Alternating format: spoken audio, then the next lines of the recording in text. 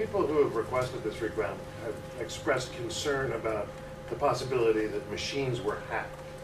Have you seen anything to justify that concern? No. Jill Stein actually said on Friday on CNN she had questions about certain voting machines in certain counties in Wisconsin. She didn't say specifically. Do you know what she's talking about? She said, quote, some of the voting machines in use in Wisconsin, for example, have actually been prohibited in the state of California because they've basically been proven to be wide open tampering, she said on CNN. We're not aware of what equipment she might be referring to as far as equipment that has been prohibited for use in California. The process in Wisconsin is that the equipment is tested at the federal level and certified at the federal level for technical standards, how the equipment works, security standards. Then if a manufacturer wants to sell equipment to municipal clerks in Wisconsin, our agency tests the equipment again to make sure it complies with our statutes and how votes are tabulated, and then it is approved by the commission or by the Government Accountability Board previously. And then before each election, the voting equipment needs to be tested by the municipal clerk within 10 days of the election. That's a public test. Anybody is welcome to come and see that the ballots that are run through the equipment are being tabulated correctly. Then the equipment is secured, the programming is secured until election day. Election inspectors at the beginning of the day need to go through a protocol to make sure that the software is showing 0 votes at the beginning of the day. They need to make sure it's secured throughout the day. So we've said many times that there are a number of reasons why we are skeptical of any claims that voting equipment is either not working correctly or being tampered with in the state of Wisconsin.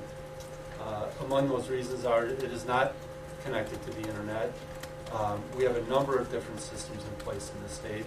We have a very decentralized system, and an individual would need to have unfettered physical access to voting equipment and to be able to enter the locked cabinet where the software, the memory device is located. And to do that once and be detected is hard to believe it could happen. To do that throughout the state with a variety of different equipment, it seems very unlikely.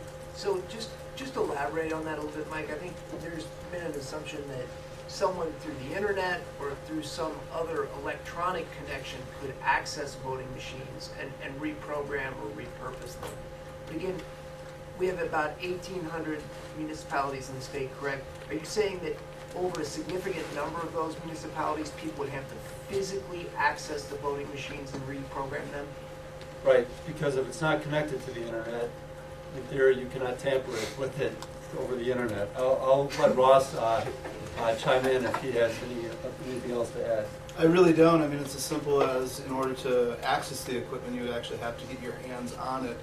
And our security protocols ensure that at the municipal level that all that equipment is under lock and key with authorization limited to only personnel within that office. And there's processes where tamper evidence seals are put on the equipment immediately after the public test. That's verified before the polls open, and again after the polls close. And in Wisconsin, for any of the touchscreen voting systems that are used, state law requires that we have what's called the voter verified paper audit trail, and that's the official ballot, and that's what will be used for the recount throughout the state.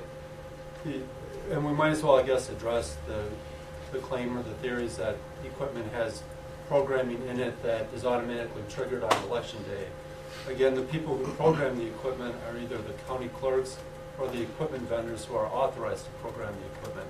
So you need to believe that those individuals are either intentionally or unintentionally installing some malware that is going to be triggered on election day and not be detected through any other process that we've described. Just to elaborate on one last thing, in many cases these machines are quite old, correct? I mean, which is another issue entirely, but I mean, in certain cases the vendor would have sold it to us many years ago, right? Correct, yes. Many of these systems were required as part of the 2002 Help America Vote Act, and so in many of the rural locations, these touchscreen systems were purchased to provide accessibility to individuals with disabilities. And these are jurisdictions that have historically always hand-counted paper ballots, and many of these same locations, even though they now have touchscreen voting systems, will still have had voters vote using paper ballots. And so with the recount will tabulate both ballots that were counted by hand and then also ballots that were tabulated by the electronic voting equipment. So someone would have to tamper with each machine. There would be no way to access multiple voting machines to tamper or alter the vote count. None that we are aware of.